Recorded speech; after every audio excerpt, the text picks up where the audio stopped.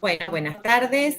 Vamos a dar inicio a la asignatura Proyecto Final. En el día de la fecha, 29 de octubre de 2021, y siendo las 14 horas, se reúne la mesa evaluadora conformada por los señores profesores, doctor Ariel Monteserín, magíster Carmen Leonardi y la doctora Sandra González Cízaro, en un encuentro virtual organizado por la Facultad de Ciencias Exactas, con el objeto de evaluar el examen final de la asignatura Proyecto Final correspondiente a la carrera Ingeniería de Sistemas.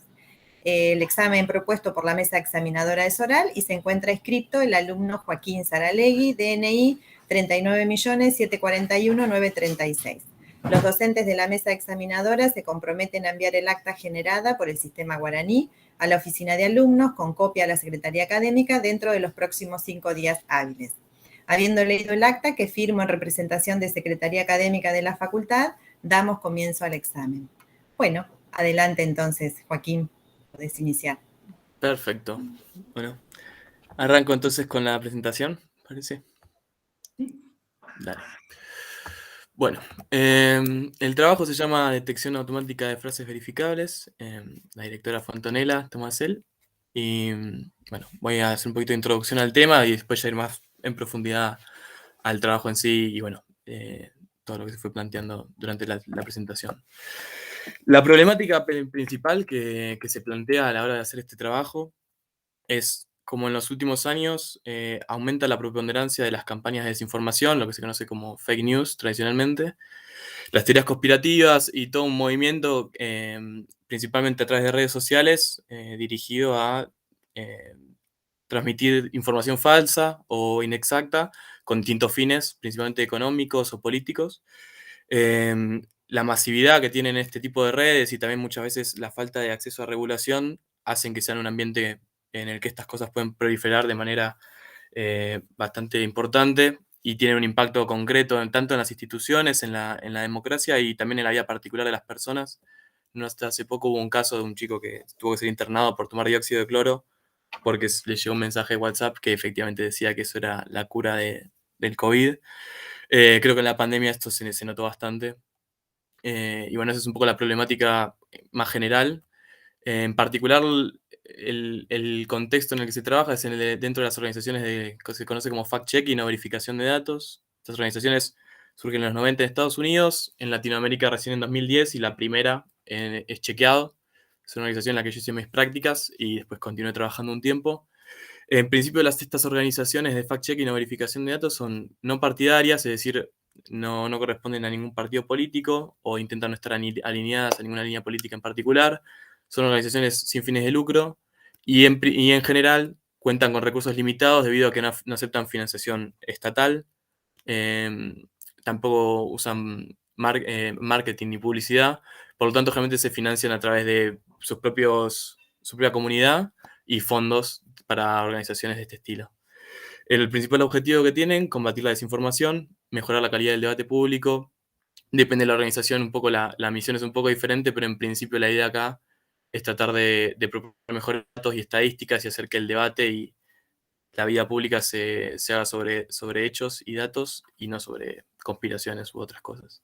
Bueno, como comenté, Chequeado es la primera de este tipo en la región y a partir de esos 10 años en los que se fundó, aparecieron alrededor de 30 nuevas organizaciones en la región que ahora se aglomeraron en una especie de grupo que se llama LATAM Chequea, que es de todos los chequeadores de Latinoamérica, y el idioma principal es español, aunque hay algunas en Brasil, por lo tanto también se usa el portugués. Bueno, este proceso de verificación, que es tanto para datos como para frases, acá hay una pequeña diferencia entre lo que es la desinformación del estilo cadena, que te llega por WhatsApp o por las redes, y la desinformación que surge de instituciones o funcionarios públicos. No es lo mismo un mensajito de tu tía al WhatsApp que una declaración oficial del presidente de la nación. Entonces, a veces hacen algún tipo de distinciones como el derecho a réplica u otro tipo de cosas que, bueno, no se consideran en particular en este detalle, pero que se tienen en cuenta a la hora de hacer el proceso de verificación. ¿Y cómo se introduce la tecnología acá? Bueno, la idea es, al ser organizaciones pequeñas, con pocos recursos, y tenemos un caudal de desinformación muy grande, sobre todo en pandemia se notó muchísimo el aumento, la idea es, bueno, ¿cómo podemos automatizar parte de este trabajo para aumentar el impacto y facilitar ese combate contra la desinformación? Los pasos que se deben clasificar son, el primero es el monitoreo. Hay que monitorear múltiples fuentes, ya sea todas las redes sociales, canales estatales, programas de tele, confer conferencias de funcionarios, discursos, sesiones de Senado, sesiones legislativas, sesiones de tipo. Y entonces este monitoreo implica gente leyendo, escuchando, viendo, son horas de personas que están buscando frases para verificar. Hay algunas que llegan más fáciles por su viralidad, pero hay otras que a pesar de no ser virales, tienen que ser detectadas igualmente, por lo que decía un poco antes, el hecho de que las figuras relevantes digan ciertas frases les da un peso diferente y a veces entonces monitorear implica no solo ver lo que más llega, sino también algunas ciertas figuras en particular que hay que rastrear con más detalle. El segundo paso es una vez que tenemos esa frase, hay que detectar si ya hay un trabajo previo hecho que nos pueda facilitar o mismo si esa misma frase ya fue verificada antes. Automatizar esto implica hacer como un reconocimiento de similaridad semántica entre dos frases y hay también muchos trabajos hechos al respecto. El tercer paso sería, en los que podríamos introducir automatización, es recuperar la información relevante. Si estamos hablando, por ejemplo, de una estadística como si era la inflación, tenemos que poder encontrar los datos oficiales o no oficiales, de caso de que no existan, consultar con fuentes autorizadas y bueno, hay un proceso que se hace ahí para detectar la información relevante a la hora de determinar si algo es verdadero o falso, en el que también podría introducirse un poco de automatización para acelerar ese proceso. Por último, y uno que como que engloba todo lo previo, es determinar si algo es verdadero o falso. Eh, Hay hechos factuales que son mucho más sencillos de verificar que otros, hechos que pasaron o no pasaron. A veces llega mucho las cadenas de se murió tal famoso, esas cosas generalmente son más sencillas. Y hay otras que tienen mucho más matices y son complicadas, en las que hasta los expertos tienen opiniones que son diferentes y en las que sería mucho más difícil, por los detalles en los que hacen la diferencia, introducir algo de automatización. Los principales avances que se dan en esta área son en inglés, surgen principalmente de Estados Unidos, pero también de Inglaterra. Los trabajos grandes y como más reconocidos en estos temas, como todo lo que se hace en NLP, es primordialmente en inglés y después se hace como una migración de menor calidad al español, o por lo menos hay menos recursos. Em, bueno, el proceso particular en el que se enfoca este trabajo es la primera etapa, que un poco es necesaria para todas las demás si queremos considerar que ya para lo último, que es determinar una calificación, primero tenemos que saber si la frase que estamos buscando calificar era potencialmente verificable o no. También para no gastar recursos de más y ponernos a verificar todas las frases que al final no lo eran. Determinar esta etapa del proceso en la que se determina si una frase es verificable o no, hay una cantidad de texto que tiene que ser procesado, tanto de texto en sí como artículos de noticias, redes sociales, tweets, y a la vez también transcripciones de todos los eventos en vivo. Si nosotros, por ejemplo, tenemos las transcripciones de las sesiones del Senado, los videos de YouTube de programas de televisión que se pueden transcribir, entonces hay una fuente muy grande para procesar y que se hace mucho más eficiente si la hace un algoritmo a que si la hace una persona. Por lo tanto, esto lleva un montón de tiempos y recursos en cada organización y la idea acá es poder ahorrar ese tiempo para ser enfocado en tareas más difíciles o por lo menos que no se pueden automatizar tan fácil y es donde, bueno, buscamos atacar este problema en particular. Un poco de las soluciones que ya están planteadas hasta el momento, de las que llegué a investigar durante el trabajo. Como van a ver, la mayoría son en inglés y les voy a comentar un poquito de la que habían chequeado cuando yo llegué, como para entender por lo poco que había hecho en español. Claimbuster es la primera, es de la Universidad de Texas de Estados Unidos. Las features, que ahora vamos a ver igual un poco más qué son y eso, pero principalmente lo que buscan es el tipo de información que van a extraer del texto para hacer la clasificación de chequeable o no chequeable, o verificable o no verificable. Es un análisis de sentimiento, parecido al que se hace para algún tipo de sistemas de recomendaciones o reviews en las que se quiere saber qué tipo de sentimientos expresa la frase analizada, largo de la frase, las palabras que la componen, perdón, las etiquetas de parte del discurso, que estas se refieren a si es un adjetivo, un verbo, y bueno, todas las etiquetas presentes para cada palabra en cada frase, y las entidades reconocidas. Entidades hay múltiples tipos, pueden ser geográficas, pueden ser nombres propios de personas, pueden ser lugares, instituciones, de todo tipo. Y el modelo o el algoritmo que utilizan, que también lo vamos a ver un poco más adelante, se llama Support Vector Machine y está principalmente utilizado para lo que es clustering o agrupación. Pero bueno, a eso un poquito más adelante. Pues ClaimRank es otra solución que se intentó hacer también para 2 idiomas. Una de las pocas que intenta agregar un idioma extra además del inglés. Lo hace el Instituto de Investigación de Qatar junto a otras organizaciones. Utilizan todas las features que usaban los de Claimbuster y tratan de agregar 2, que son posición, que es la posición en el texto total de la frase analizada, y un análisis del léxico que implica para cada palabra analizar, por ejemplo, algunas categorías, si por ejemplo es positiva o negativa, algunas distintas categorías que estaban pensadas a nivel palabra, nada de esto a nivel frase todavía. Una que en principio presenta un poco mejor resultados, por lo menos desde lo que se ve ahora que les voy a mostrar un cuadrito de comparación, es la de Full Fact, que es una organización de fact-checking de Londres, que es como dentro de las pioneras de lo que es automatización en fact-checking. Ellos lo que usan son representaciones vectoriales, que también ahora les voy a contar un poco qué son. Y el modelo que utilizan es el de regresión logística. Con esas combinaciones alcanzan bastante buenos resultados en esta tarea, obviamente enfocado únicamente al inglés. Y de último, la de chequeado, que es la primera en español de la que se tiene registro.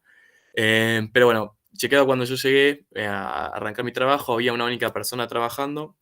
Y este desarrollo en particular, que era el del modelo de clasificación, lo había hecho alguien que ya ni siquiera estaba en la organización y que solo había dejado un modelo funcional, pero ni el código fuente ni ninguna explicación de cómo había estado pensado.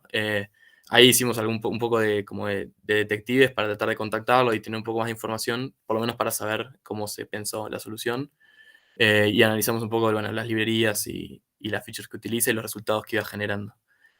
Las features en principal son bastante sencillas. Se utiliza etiqueta de parte del discurso, los lemas, que básicamente son como las raíces de las palabras en sí, y agrega algo que se llama enegramas, que son como conjuntos de n palabras, que son para dar un poco de contexto. Si por ejemplo estamos hablando de un porcentaje, decimos el 20%, bueno, analizar eso como tokens separados no hace información, pero analizarlos como conjunto, como una trifecta o como o binario o de distintos tamaños, agrega un poquito más de contexto a lo que se está tratando. Y el modelo que usaron fue el Naive Bayes, y estas son como un poco las alternativas que se proponen. Fullfact, en su paper de este trabajo, implementa además otros modelos para poder hacer una comparación, y aunque no es exacto esto porque cada modelo usa datasets diferentes, nos da como una perspectiva de los números que maneja esta tarea en particular en inglés, en los modelos del estado del arte. Los mejores resultados en principio son estos que propone Fullfact con su modelo. Se puede ver que el agregar etiqueta de partes del discurso y entidades no cambia mucho el resultado, y obtienen un 88% de precisión, un 80% de recall y promedian un 83% de F-measure, que es un balance entre entre los anteriores dos valores.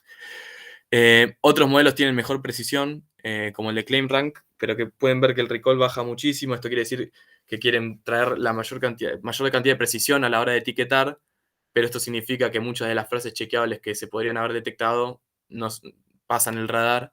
Y bueno, esto es algo que, como vamos a ver más adelante, uno buscaría priorizar ese recall porque es importante tratar de maximizar el número de frases que se toman y no dejar tantas de lado.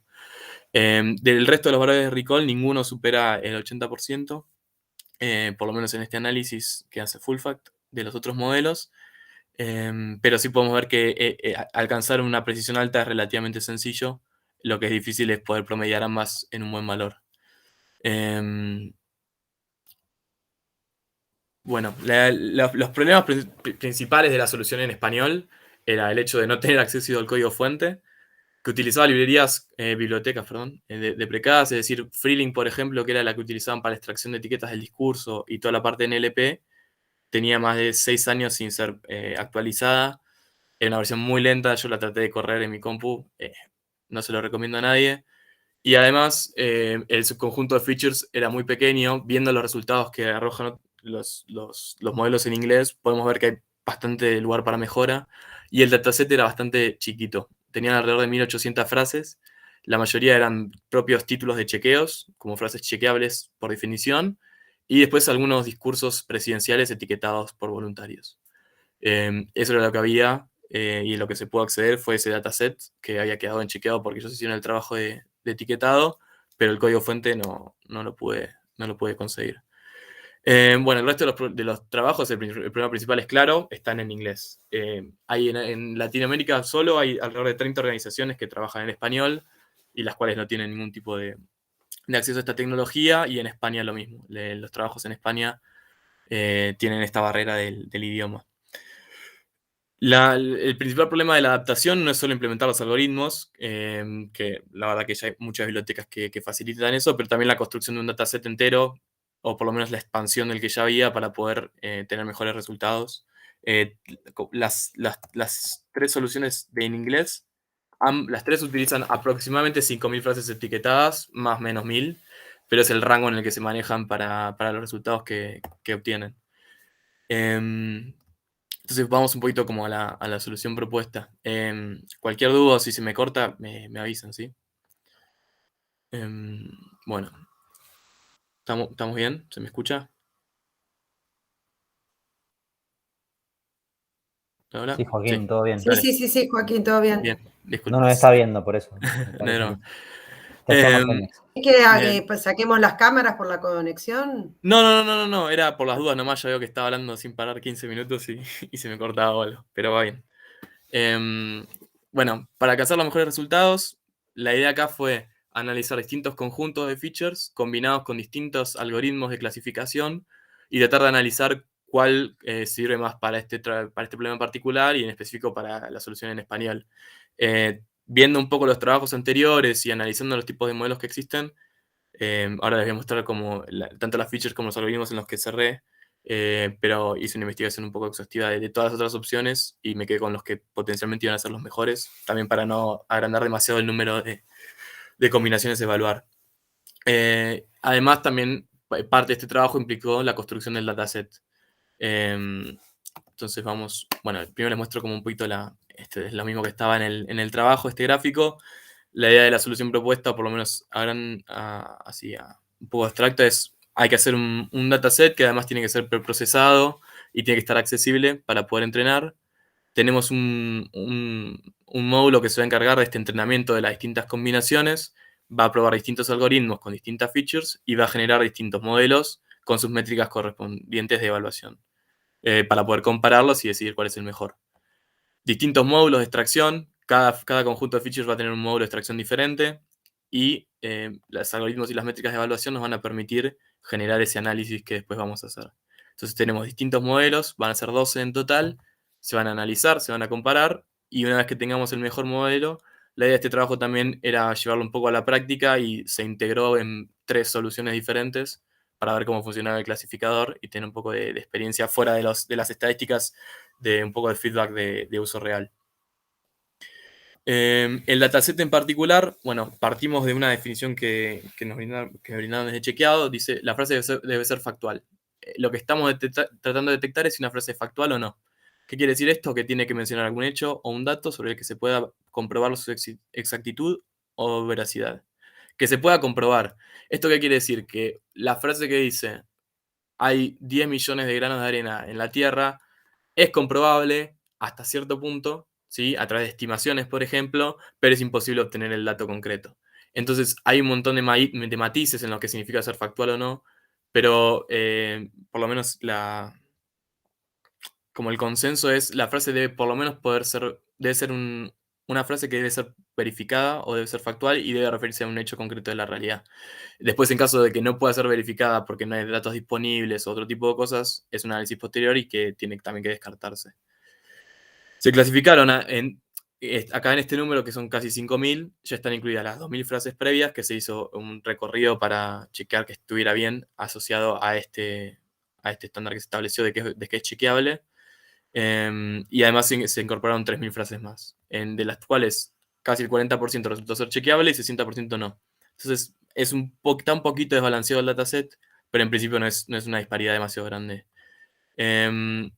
Tenemos alrededor de 30% que provienen de notas y artículos de medios. Eso incluye entrevistas, notas sobre política y un poco de todo eso. 46% vienen de discursos presidenciales de los últimos 3 presidentes: Kirchner, Macri y Fernández. Y 25% vienen de todos los chequeos realizados por Chequeado. Hay alrededor de 1.500 frases que son chequeos, y el título generalmente incluye la frase chequeable que se extrae, y tenemos una frase que por definición es chequeable porque ya fue chequeada.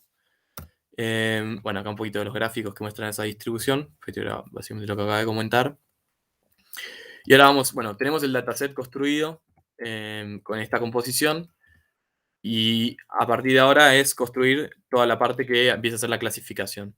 Como charlamos un poco de las features o las características que se van a buscar sacar de cada frase para poder después aplicar un algoritmo para clasificar, se hace un primer conjunto que lo llamé como features tradicionales de NLP. Es un nombre medio arbitrario, pero la idea era reflejar como las básicas que se venían utilizando en la mayoría de las soluciones y también en la de chequeado. Tenemos a nivel de token o palabra, que es cada palabra de la frase. Tenemos los lemas, que eran estas raíces de cada tanto verbo como todas las palabras. La morfología, que habla un poco más de las modificaciones que se hacen al lema para obtener cada palabra, por ejemplo, el tiempo verbal, la cantidad de personas a las que se refiere, si está en primera o tercera persona. Todos esos detalles quedan agrupados bajo morfología. Tenemos la detección de entidades, que ya las mencionamos. Dígitos, la idea acá era hacer como una abstracción de, por ejemplo, cuando habla de 50%, está bien, que el 50 no sea una característica en por sí, pero sí, por ejemplo, 2 dígitos. Entonces, porcentaje y 2 dígitos, la idea era pensar si esto podía como aportar un poco más de información, una abstracción que fuera útil para este resultado. Y por último, enegramas, que también ya se habían utilizado previamente, y la idea acá era, bueno, se hicieron enegramas de tamaño 3, y la idea se hicieron en base a la etiqueta de parte del discurso. Que además, bueno, me olvidé de agregarla acá, en detalle. También se tomó la etiqueta de parte del discurso que refería a verbo, subjetivo, adjetivo, todo eso. Subjetivo no existe eso. Y los enegramas se componían de 3 de estas etiquetas del discurso. Entonces, si por ejemplo alguien decía, no sé, símbolo, número, bueno, podría ser, alguien se está refiriendo al por ciento, 10 millones o algo así. Entonces, la idea era que quizás iba a aportar información para ciertas estructuras particulares que podrían ayudarnos a entender un poco más qué partes de la frase se referían a algo chequeable. El segundo conjunto, que ahora voy a explicar un poco más en detalle, se refiere a las representaciones vectoriales. Esto queda un poco fuera del conjunto de features tradicionales, porque es un approach bastante nuevo, relativamente, 2 o 3 años quizás, capaz un poquito más, pero que últimamente se está utilizando mucho. Es el que utilizan en FullFact y que parece dar mejores resultados. Bueno, ahora lo voy a comentar en profundidad. Y el tercer conjunto fue la combinación de ambos. Quería ver si combinar ambos conjuntos mejoraba el resultado general de la aplicación para los distintos algoritmos. Las representaciones en vectoriales en particular no voy a ir a mucha profundidad porque tampoco tengo un conocimiento exhaustivo de esta arquitectura tan particular. Son un conjunto de técnicas que lo que buscan es representar frases, puede ser también palabras, pero acá lo voy a usar a nivel de frases porque la tarea de clasificación es a nivel de frase. Y la idea es representar información semántica en vectores de n dimensiones. Esto quiere decir es una manera de convertir una frase particular a un vector n-dimensional, en los que después podemos hacer operaciones y como lo que se busca codificar es información no solo sintáctica, pero también semántica, que estas operaciones nos puedan decir algo de las frases con las que estamos trabajando.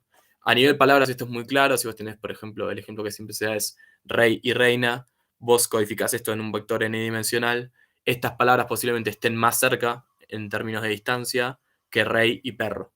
Entonces la idea es que alguna información semántica se traslade a este espacio n-dimensional y estos vectores son mucho más fáciles de trabajar algorítmicamente que los conjuntos discretos de palabras.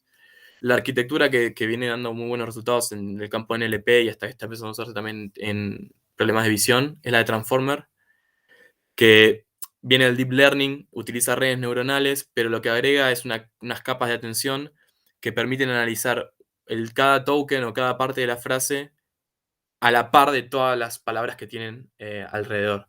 Lo que antes se hacía era un proceso más iterativo en el que vos solo podías ver la palabra anterior y avanzabas así. Esta nueva arquitectura lo que trae es contexto, básicamente, y da muy, muy buenos resultados cuando sobre todo aplicamos técnicas de preentrenamiento. ¿Qué quiere decir esto? En vez de yo tener que entrenar de cero una arquitectura de Transformer para el análisis de clasificación y comprensión de texto, hay modelos que ya vienen preentrenados en datasets enormes para tareas específicas de NLP y lo que lo que se infiere hasta ahora de los resultados que se obtuvieron es que uno puede tomar después esos vectores que se generan, que son como la penúltima capa antes de la clasificación final, ¿sí? En las redes neuronales son una secuencia de neuronas, cada neurona se puede interpretar como un vector, después vienen los pesos de las conexiones, y ese vector final que se genera es esa representación n-dimensional de la que estamos hablando, y es la que permite, o la que en principio traería cierta información semántica asociada, que nos permite pasar de un conjunto de frases de largo arbitrario, y que posiblemente usan palabras diferentes y un montón de cosas, a un espacio geométrico que en principio resguardaría ciertas similitudes o cierta información relevante. Y después lo que puede hacerse es como, hay dos técnicas, se utilizan directamente estas representaciones como input o features, como se hizo en este trabajo, o ahora está surgiendo también lo que se llama el fine tuning, que es como ajustar después estos grandes modelos a la tarea específica con la que vos querés trabajar, y podés como aprovechar toda esta información y conocimiento que se genera previamente para mejorar los resultados. Este es un poquito como una introducción a lo que son representaciones vectoriales, y lo que se va a utilizar acá, ahora más adelante lo voy a mostrar, es un modelo preentrenado por Google, que en principio se usa mucho para análisis semántico y comparación de similaridad entre frases, entre otras cosas, y que da muy, muy buenos resultados. Bueno, y después, vista los tres conjuntos de features, los algoritmos que se van a evaluar como potenciales partes de la solución son regresión logística, que está basada en análisis estadístico y permite modelar relaciones entre variables que en principio no serían, necesariamente no tienen que ser independientes, pueden ser dependientes. Y lo que hace es un modelo discriminativo porque predice la probabilidad de aparición de una feature junto con una clasificación particular, pero va directamente a la probabilidad condicional. Lo que tú tratas es minimizar el error de ese cálculo de probabilidad condicional. Hay diferencias en Bayes, que se define como generativo, y la idea acá es, partiendo de la probabilidad de que sucedan a la vez una feature con una clasificación, inferir la probabilidad condicional. Y esto requiere asumir que todas las features que se utilizan son independientes, aunque en general no lo son, pero en principio suele funcionar bien asumiendo esto de base. Por lo tanto, generalmente funciona mejor para menor cantidad de features, y el de regresión logística se comporta mejor también cuando incrementa el tamaño del dataset, o por lo menos eso es lo que leí en distintos papers. Pues está el Random Forest, que básicamente usa árboles de decisión y promedia como el resultado para eliminar el ruido que puede introducir cada árbol en particular, y este promedio en principio da resultados más estables. Y el Support Vector Machine, que como les conté, se utiliza para clustering y utiliza como un razonamiento geométrico, ya que separa en hiperplanos y en subconjuntos los datos que se están analizando. Esto obviamente tiene que partir desde un conjunto de vectores para poder hacer este análisis. Un detalle que no comenté es que, bueno, todas las features se vectorizaron, es decir, que se transformaron, por ejemplo, las etiquetas de parte del discurso y todo ese tipo de features se pasan a un vector en el que se representan para poder ser procesadas por estos algoritmos.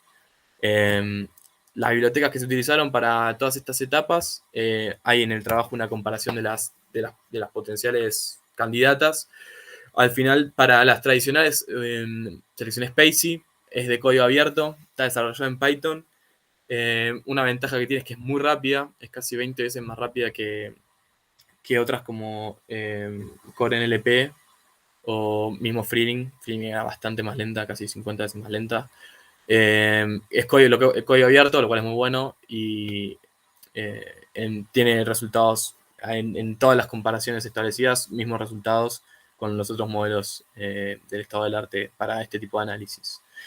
Después, para las representaciones vectoriales, como les comenté, está el Universal Sentence Encoder, que es este modelo preentrenado por Google, que utiliza la arquitectura de Transformers y se preentrenó para múltiples tareas de NLP. Principalmente se usa mucho para análisis semántico, comparación de similaridad entre frases y otro tipo de análisis, y lo bueno es que trabaja, como les comenté, a nivel de frase. A diferencia de Word2Vec o otras representaciones vectoriales, este Universal Sentence Encoder primero está disponible para múltiples lenguajes, es decir, hay un modelo multilingual que funciona bien en español, y no tiene esta ventaja de poder analizar todo a nivel de sentencia. Y después, para toda la parte de que fue preprocesamiento de datos, extracción de features, la construcción de los distintos pipelines que se utilizaron con las 12 combinaciones diferentes, cada uno de los algoritmos y la evaluación de cada modelo. Se utilizó scikit-learn, que también está en Python, y que bueno, viene con toda esta estructura que permite agilizar mucho el desarrollo. Las combinaciones entonces que se plantean evaluar son las 3 conjuntos de features establecidos contra cada uno de los 4 modelos, algoritmos que se presentaron. Un poco de las features. Bueno, los resultados tentativos para el primer conjunto, que fue el de las features tradicionales, los separé en 2. Los niveles macro, que es decir, a nivel de las 2 clases, sin discriminar entre una u otra. Básicamente es un promedio de las 2 clases. Y después a nivel de la que más nos interesa, que es la categoría de frase chequeable o verificable. Las features tradicionales, como podemos ver acá a la derecha, tanto el Random Forest como el Supervector Machine dan un recall bastante bajo, más allá que tienen un buen nivel de precisión. Pero para esta tarea en particular, ahora lo voy a comentar, el recall era un poco más importante, por lo tanto estas dos quedaron como ya descartadas del vamos. Y después tanto regresión logística como Naive Bayes dan resultados similares. A nivel macro, como pueden ver, dan 0,83 de valor F o F-measure, 0,79 para la clase chequeable. Esto quiere decir que la frase no chequeable, el conjunto no chequeable fue más fácil de discriminar y tenía valores más altos, tanto de precisión como de recall. Algo similar sucede para representaciones vectoriales. Tenemos acá Random Forest con, de nuevo, un recall bastante bajo y la precisión alta. Naive Bayes, que mejora muchísimo la precisión, pero el recall cae un montón. 0,58 no se llega a ver, pero es de los peores valores.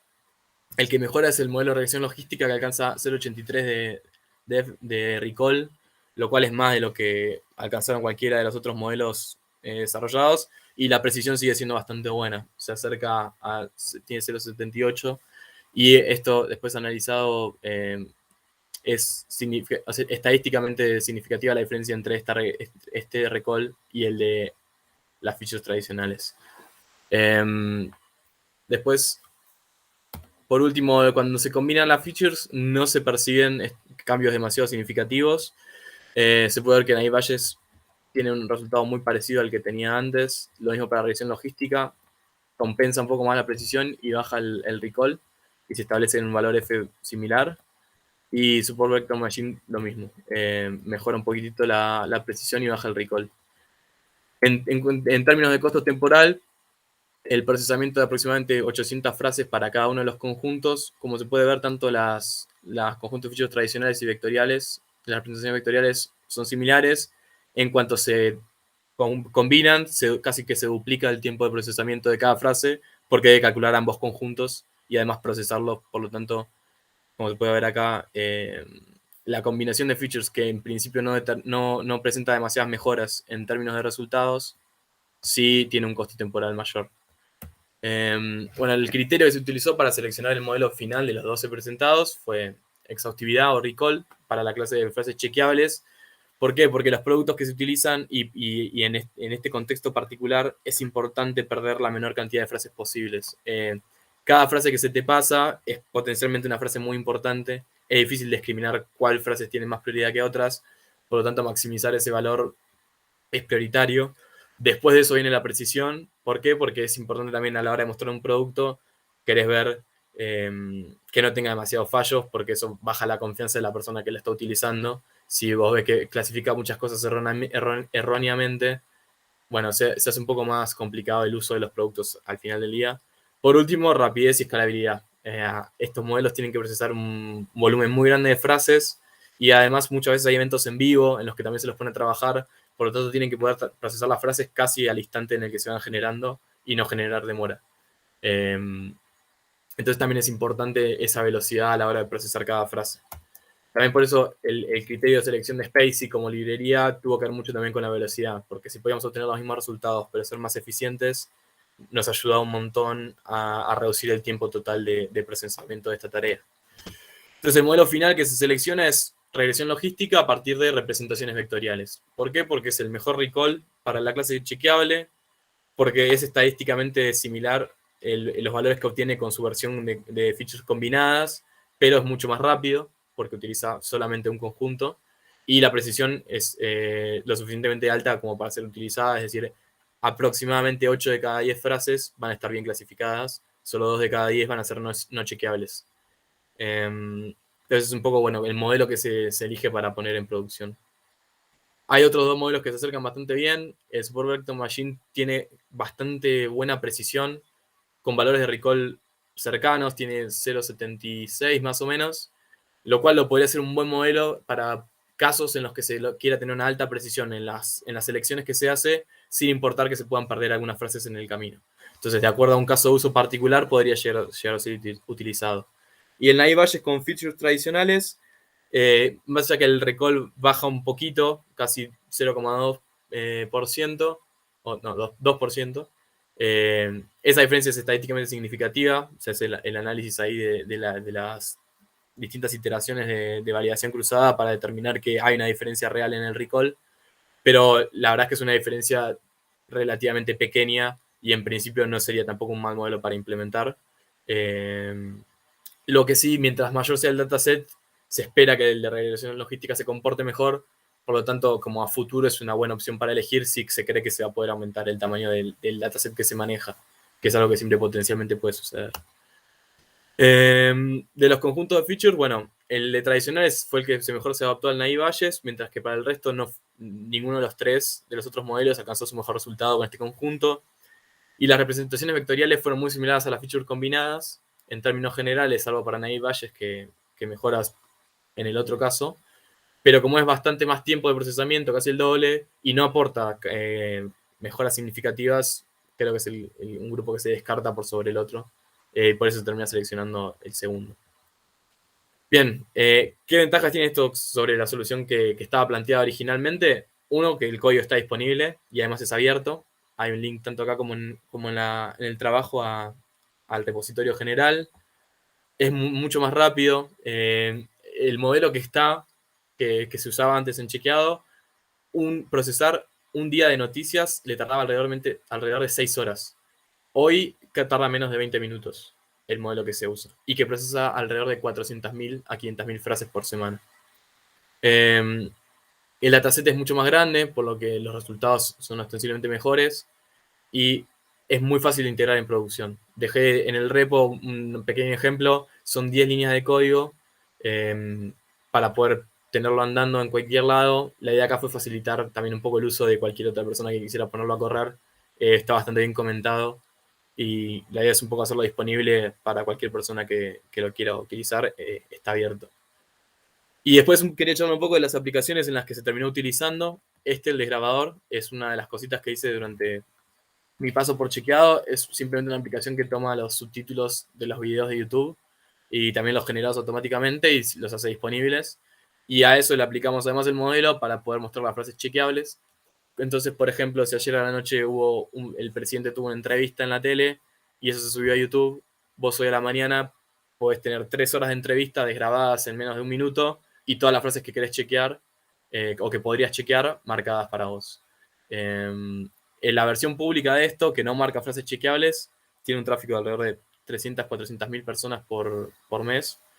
Y esta versión privada que ofrecemos a los chequeadores de forma gratuita marca las frases chequeables además y ahora ya tiene unas nuevas features que se desarrollaron en el último tiempo para proveer más información y facilitar un poco el trabajo. Pues que se chequea hoy es un dashboard de frases chequeables que analiza todos los medios nacionales, provinciales, muchas cuentas de Twitter identificadas por periodistas, canales de YouTube y todo lo que se genera de Casa Rosada. Procesa, como les dije, alrededor de 400.000 frases por semana y el 50% de los chequeos de chequeado del último año, valga la redundancia, surgen de esta plataforma o se detectan acá.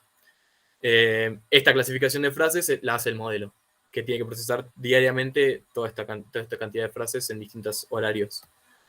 Y el último es de transcripción en vivo, es también una aplicación que hicimos el último año y la idea acá era poder transcribir en vivo cualquier evento que esté sucediendo en YouTube. Esto pasa por el Google Speech to Text, que hace la traducción, y a eso se aplica también lo mismo. Si una frase que se dice chequeable, pero además ahora incorporamos información relevante, búsqueda de frases similares y otras características interesantes. En conclusión, o un poco a lo que se llega al final, es que los resultados alcanzados, más allá que no son directamente comparables, están muy cercanos a los modelos que hay en inglés. Es un trabajo que para español es de lo mejor que se tenga registro, es de código abierto, ya se está utilizando en 6 organizaciones de la región, en estos 3 productos que Chequeado comparte de manera gratuita con ellos. Los resultados del feedback son buenos. Tenemos reportes de ahorro de tiempo, entre 50 y 80% de tiempo de monitoreo. Y bueno, también como el hecho de poder haberlo puesto en producción, creo que fue una manera linda de validar el trabajo y de entender también qué se buscaba, y desde el principio tener como foco la implementación en un producto particular ayudó también mucho a darle dirección al trabajo en sí. Bueno, eso sería la presentación en general. Con eso concluiríamos. Lo mío, por lo menos, esta Muy primera bueno, parte. Joaquín. Quedé sin aliento. Te quedaste sin voz. Sí. No, No me Tanto está chequeado. No, hermoso trabajo. Sí, sí, sí. Bueno, no sé quién empieza, ¿no? La verdad, bueno, voy a empezar a hablar. Yo Qué no soy, raro, Carmen. qué raro. No, yo no soy experta en el tema, digamos, en absoluto, digamos, mi felicitaciones viene primero, bueno, tanto a Antonella como a Joaquín por el área donde decidieron aplicar esta tecnología, el área de chequeo. Me parece muy importante, digamos, aportar tecnología a este tipo de organizaciones, así que mi primera felicitación viene por ese lado, ¿no? Concretamente por el área, ¿no? Después el informe me fue muy, sí, ya les digo, yo no soy del área y me fue muy fácil de leer y de entender y bueno, y las dudas que a veces uno tiene es por mi propia no experticia en el área, ¿no? Así que felicitaciones, sobre todo, ya les digo, por el tipo de dónde enfocaron ustedes a aportar con la tecnología, ¿no? Como universidad, qué organización, qué tipo de instituciones decidieron aportar, bueno, aplicar su tecnología. Así que eso me gustó particularmente. Después, desde el conocimiento total, ¿no? Esto ya viene una pregunta desde lo que yo no sé. Digamos, ahí le estaba leyendo que compartieron con otras organizaciones de Latinoamérica, ¿no? Y un poco eso y un poco también la evolución constante del hablar, porque, bueno, estás con procesamiento natural. Mi pregunta es si en algún momento el dataset se vuelve obsoleto, a tal punto se vuelve obsoleto que es necesario reemplazarlo o siempre va a ser mejor conservarlo y el añadir, no sé si me explico, eso es desde mi experiencia en este tema. Yo, ¿no? en particular, en el trabajo está planteado esa idea como de ir agregando información a medida que se usa. Sí. No estoy seguro en qué punto la información previa se vuelve obsoleta. La verdad que desconozco, no sé si hay trabajos hechos sobre el tema, tendría que leer. Para mí esta idea de seguir agregándole sirve un montón. Y hay que ver también, muchas veces, como es un área de un lenguaje bastante como, por lo menos en la política, es un lenguaje bastante con poca particularidad de jerga argentina tradicional. Para mí la aplicación a otros países de habla hispana no es tan fuerte como si como si vos analizaras directamente los mensajes de WhatsApp, por ejemplo. Que me parece un mundo está aparte. bien, te entiendo. El lenguaje político es bastante común en el habla hispana, claro. Sí, como que claro, claro, como las palabras que se utilizan generalmente son bastante... es un lenguaje más formal, creo yo. Creo que si vamos directamente a las partes de redes sociales y WhatsApp en particular, creo que ahí sería muy difícil. O habría que ver cómo se soluciona el problema, porque ahí sí es muy diferente. Sí, no usar esos datasets. Además, ni siquiera tenés puro texto, aparecen videos, imágenes, memes, Claro. hay como todo otro campo para analizar que capaz no. En este trabajo en particular no se consideró, por lo menos, para arrancar. Perfecto. Y después otra, también desde la ignorancia pura, ¿no? Como usuario. Cuando hablas de frase chequeable, no chequeable, y creo que hablas del feature, la morfología es la que detecta los verbos, dijiste la conjugación de los verbos, porque entre una frase que yo diga que puede ser una promesa, voy a bajar la inflación, y una frase que diga bajé la inflación, donde lo que cambia es el verbo, ¿no? La conjugación. ¿Eso cómo se ataca, digamos? Bueno, la morfología buscaba un poco, o por lo menos fue mi intención de introducir esa parte, en la que, por ejemplo, verbos en futuro en principio no deberían restarle a la capacidad de ser chequeable de una frase. Claro. Creo que al final del día, como se utilizan representaciones vectoriales, no tengo tanta información para saber efectivamente cómo maneja esa parte en particular. Los ejemplos cotidianos son que en general, siempre que hay un verbo futuro, tiende No lo a toma. no ser chequeable, salvo que, por ejemplo, haya otra que contrarresta. Entonces, ponele, las métricas de porcentajes son muy pesadas en términos de chequeabilidad. Entonces, si vos prometés que vas a bajar en la inflación en un 50% para el año que viene, es Sí. difícil, pero igual tenés como otras cosas que ayudan. Ponele, si vos decís año que viene, ya es una frase que posiblemente detecte de futuro. Detecte futuro. Sí, pero para mí esa es como una de las más finas en las que le puede Sí, llegar a sí. fallar. Porque toda la frase es igual y te cambia la conjugación de un verbo. Exacto, sí, yo Sí. veía eso, pero bueno, Sí. es una duda desde el no saber el tema, ¿no? No, claro. Yo, Es bueno, una duda por que mi yo también parte, tengo y tuve. no, por mi parte me gustó mucho el tema y me gustó mucho el área y lo veo ojalá se use el modelo y bueno, lo puedan usar en muchos lados. Así que felicitaciones de mi parte. Bueno, muchas gracias. Bueno, yo me uno a lo que dice Carmen. Me gusta mucho el área de aplicación que le dan a este trabajo, me parece bárbaro. Y te felicito, los felicito a los dos por el trabajo. Y mi pregunta no va a ser tanto por el trabajo, sino quiero saber qué te faltó o qué no te faltó en tu formación a partir de tener que hacer este tipo de trabajos. Qué buena pregunta. No sé, creo que las bases en sí de toda la parte teórica están muy bien fundamentadas. Creo que la base tanto de lógica, comprensión de algoritmos, toda esa parte me resultó muy sencilla. Leer un poco también, bueno, yo justo estaba haciendo con Ariel la optativa también de inteligencia artificial, venía de verle eso también en el trabajo, y fue bastante fácil leer, por ejemplo, sobre los modelos o cosas así, y entender básicamente por dónde venía la parte lógica. Creo que en la práctica tuve que dedicarle más tiempo yo. Por ejemplo, Python, bueno, de cero. Los frameworks que se utilizan y esas cosas, más allá que hay optativas, a mí llegaron un poco tarde las de Python y ya estaba trabajando desde antes.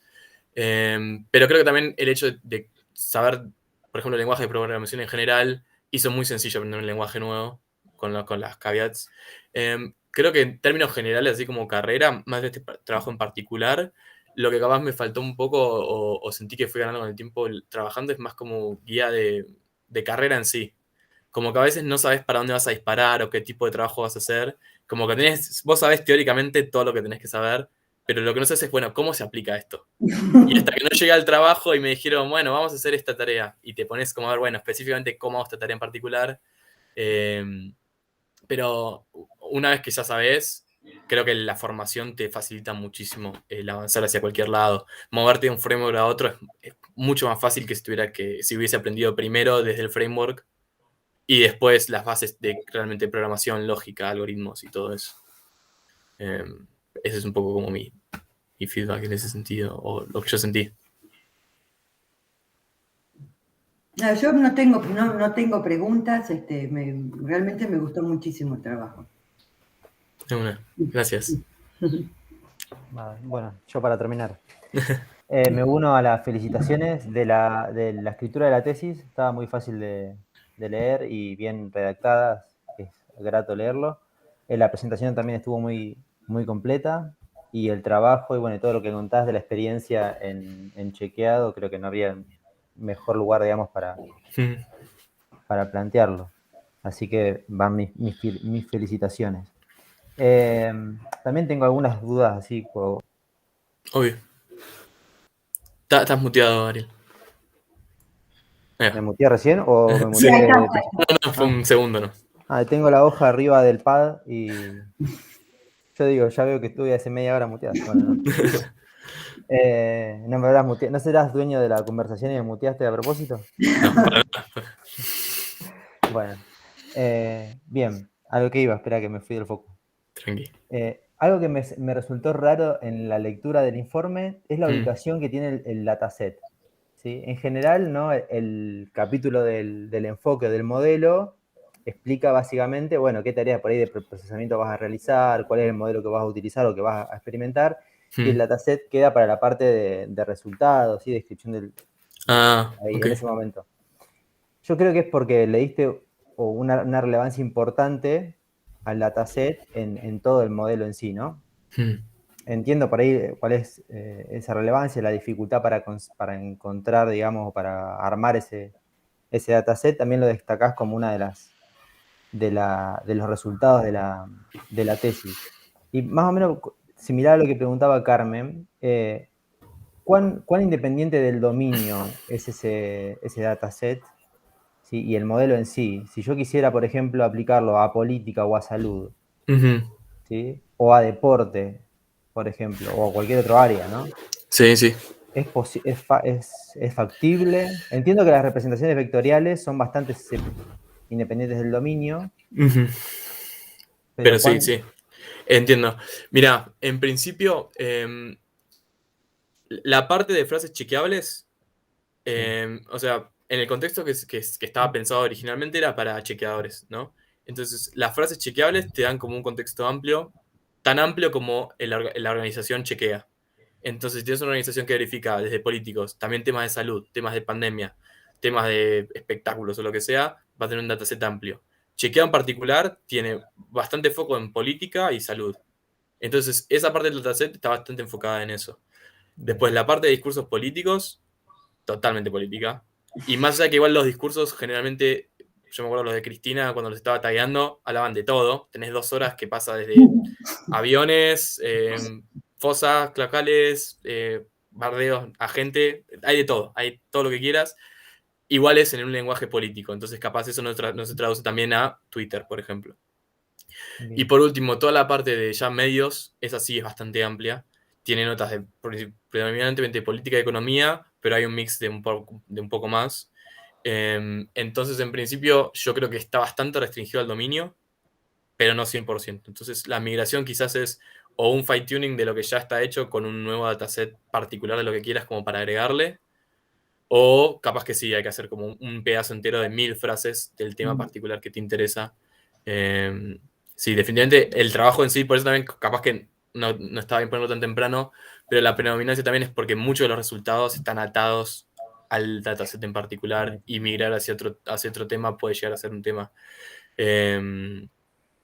Por ejemplo, acá hubo mucho de pandemia, por ejemplo, en el dataset, pero es un tema también, porque si vos antes hacías todo este trabajo pre-pandemia y tenías este modelo corriendo y lo ponías a correr con todas las noticias de COVID, capaz que la mitad de la frase, o sea, de repente la precisión bajaba, o el recall bajaba 50%, porque no tenías toda la pata de salud considerada. Por eso también un poco la idea del método ese correctivo que yo sugiero en los productos en particular es seguir agregándole un poco más de frases y hacer una política de cada 1 o 2 meses reentrenar con un poco más de información para por lo menos tomar temas nuevos que quizás no se habían considerado. Creo que hay mejores maneras igual de encararlo, pero bueno, como decías vos, después ese pasaje de representaciones vectoriales en principio trata de abstraer un poco del PODS y de la etiqueta en particular y las palabras que se usan, pero no creo que sea tan sencillo como probarlo en otro lado. Igualmente tendría que probar porque no hice el experimento aún. Bien, perfecto. En la versión de features tradicionales, vos ahí contás diferentes alternativas. Sí. Todas esas las aplicás a la par. Sí. ¿Sí? ¿Y hiciste algún análisis previo de que todo eso funcione mejor que algunas Sueltas, de esas? Claro. separadas. Más o menos, o sea, lo que hice fue, primero empecé a probar con poquitas, entonces hice algunas pruebas de apares o triplas, no sé, pos, enegramas, Sí. nada más, y probaba con eso, después sumaba 2 o 3 más, y por lo menos los resultados preliminares que vieron a mí, que igual no quedaron registrados porque eran mientras iba codeando los iba Sí. haciendo, pero fue que todas tenían como ciertas bases parecidas, algunas solas andaban medio mal, pero a medida que las iba agrupando, el resultado general iba sumando de a poquito. No hubo ninguna que la sacara y me bajara los resultados. Pero sí hay algunas que capaz o no te modificaban o te modificaban apenas. Pero sí se notó la diferencia cuando las probé con Naive Bayes o con el de reacción logística, que las tradicionales estas usadas la mitad o más, ya empezaron a dar resultados muy parecidos. Entonces, lo que terminó siendo la decisión de agruparla fue para no extender la cantidad de variantes a probar, porque tardaban un rato en entrenar cada una, pero sabiendo también que ninguna en particular me iba a empeorar el resultado. Puede ser igual que capaz alguna combinación particular hubiese dado más información, pero lo que por lo menos me aseguré es que agregar ninguna no me bajará los resultados a priori. Está bien. Sí, por ahí alguna también te deja más atado el modelo al dominio Bueno, que eso otras. claro. Yo creo que si hubiese visto que ese conjunto respondía mejor, capaz que hubiese sido pertinente hacer como un análisis después de dividir un par para ver. Porque, por ejemplo, es verdad que sí, entidades es muy atado al contexto. Vos sacás entidades a otro país y el Ministerio de Producción Claro. se llama de otra manera, los Sí, Buenos sí, Aires sí. no es Buenos Aires. Yo creo que ahí un poco el tema del Universal Sentence Encoder trata de separarse un poco de eso porque las cosas por los nombres propios de lugares se agrupan bastante cerca. Entonces quizás Buenos Aires cambiarlo por La Paz no debería ser un cambio total de cosas. Y creo que eso es bueno también de otra ventaja de ese conjunto particular. Bien, en estas otras asociaciones, agrupaciones que están usando este modelo tal cual. No, yo creo que al día de hoy, están empezando a migrar, o por lo menos un paper que vi, están agarrando representaciones vectoriales, pero también están usando mucho fine tuning de BERT y el de Transformers. Yo creo que va ahí un poco más para ese lado. Todavía no vi resultados, o sea, no vimos resultados, salvo en un paper en inglés que salió hace poquito, de eso. Para mí es para dónde va. O sea, yo si tuviera que hacer este trabajo ahora, creo que podría definitivamente probar algún fine tuning de esos, porque también por el poco trabajo que implican, o sea, es básicamente tomar el dataset ya está, reconstruirse un algoritmo de fine tuning de TensorFlow, que son pocas líneas, y yo creo que salen dando en relativamente poco tiempo. ¿Y estos modelos preentrenados son en español o son en inglés todos? No, por lo menos los que Ahí. yo vi son en inglés y algunos multilingüales. Pero los multilingüales generalmente salen después y son hechos por comunidad o cosas. TensorFlow lo bueno es que en el código usa la última versión del que hay y ese se va actualizando. Desde que yo arranqué hasta que terminé, creo que pasaron 2 versiones del multilingual, y por lo que lo mantienen y funciona bastante bien en español. Eso también es muy tricky porque te venden el multilingual y después cuando lo pruebas en español anda para atrás. Y bueno, nada, eso te ata un poco. Bien. Después, tengo varias, pero para ir resumiendo. El tema de la persona que expresa la frase, ¿no es cierto? ¿Nunca tienen ninguna consideración al respecto? O sea, ¿no hay forma de incorporar por ahí esa información adentro del modelo? O... Está bueno. En principio, por definición, la persona que habla no debería ser relevante a si es chequeable o no. Sí podría ser relevante a la clasificación. Porque, por ejemplo, que yo diga soy la persona más rica del país, o que le diga efectivamente la persona más rica del país, cambian la veracidad de la frase o no, pero ambas frases son chequeables. Pues yo podría estar mintiendo. Sí, en el producto, por ejemplo, algo que estuve también trabajando aparte de esto fue quotes attribution, o cómo decimos quién dijo esta cita. Vos tenés, por ejemplo, una nota de diario, múltiples personas con múltiples frases. Bueno, ¿quién dijo cuál? Porque es importante. En la plataforma, por ejemplo, la idea de mostrar la frase y quién la dijo. Entonces, si vos, por ejemplo, querés chequear hoy algo del presidente de la Cámara del Senado, porque necesitas para un chequeo o algo, poder buscar frases de esa persona en particular. Es casi otra área, o sea, entera de investigación, el tema de atribuir la frase a la persona correspondiente. Incluso me imagino que habiendo tantas frases verificables o chequeables, hacer algún ranking, digamos, para que arranquen, Sí. o sea, no es lo mismo que yo diga una frase y salga y sea verificable que la diga alguien realmente importante. Tal cual. Sí, eso se encara es otra parte, ¿no? Sí, no, pero en el producto igual se encara un poco eso con un enfoque capaz no tan específico, pero la idea es, uno, hay un tipo de ranking que se establece. El problema del ranking, se comenta un poco en el trabajo, es que el ranking está súper atado a la actualidad, en cuanto a relevancia de temas por lo menos. Pero en cuanto a personas, lo que hacemos es separar por fuente. Entonces vos, por ejemplo, podés tener, nosotros establecemos como un conjunto de filtros en la plataforma en la que vos tenés, por ejemplo, un montón de cuentas de Twitter, pero podés agruparlas por subconjuntos. Entonces, no sé, cuentas troll. cuentas oficiales de ministros, cuentas oficiales de tal cosa. Entonces quizás sí puedes como ir a un subconjunto que te parezca más relevante o que para vos haga una diferencia. Y lo mismo en las etiquetas, tenés los 5 medios más relevantes del país, después tenés como 20 medios de La Voz del Interior, La Voz de Formosa, qué sé yo, que generalmente hablan de cosas como más chiquitas, La Voz de Tandil. Y después tenés Twitter y YouTube, tienen estas subcategorías también en los canales, puedes elegir, o por ejemplo Casa Rosada, posiblemente si vos querés ver cosas políticas súper así de actualidad, te vas a Casa Rosada y ahí tienes esa parte. Entonces, en nivel de modelo, capaz que es más difícil de hacer esa separación, pero en producto se considera porque tal cual lo que decís, es importante. Sí. A veces cambia la relevancia de la frase la persona que la dice. Sí, también es capaz que debe ser una decisión medio periodística. No Y sé si también tiene tiene eso, sí. ese contexto, digamos, de Sí. qué chequeamos y qué no. Sí. La última, siempre una duda de ahí sí, del modelo en sí. ¿Cómo hacen la separación de... Vos tenés un texto grande, que puede ser el discurso o los subtítulos. ¿Cómo hacen la separación en frases?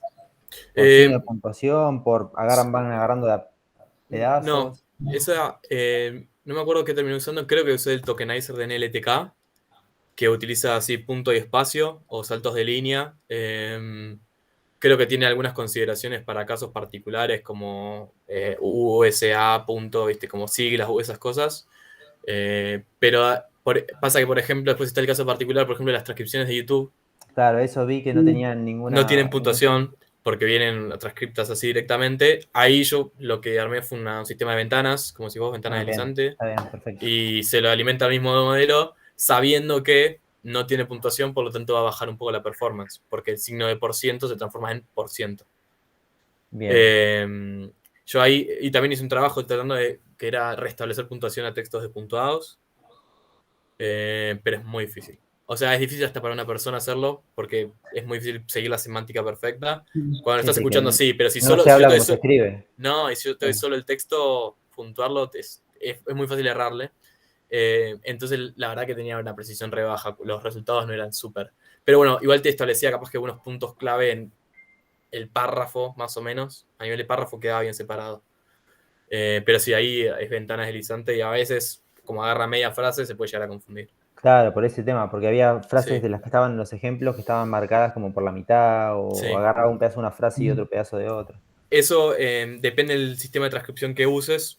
Ahora hay unos que de audio a transcripción sí generan buena puntuación, porque pueden escuchar los tiempos de pausa y esas cosas, y ahí se transmite un poco más. Pero los que son todos gratuitos y que vienen por defecto, generalmente son solo palabras. Si el que habla, habla bien. Si el que habla...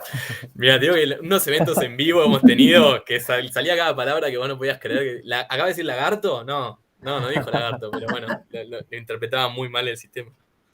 Bueno, nada más por mí. Muy bueno, vuelvo a reiterar las felicitaciones. Muchas gracias. Sí, muy lindo trabajo, muy lindo trabajo. Bien ahí, gracias.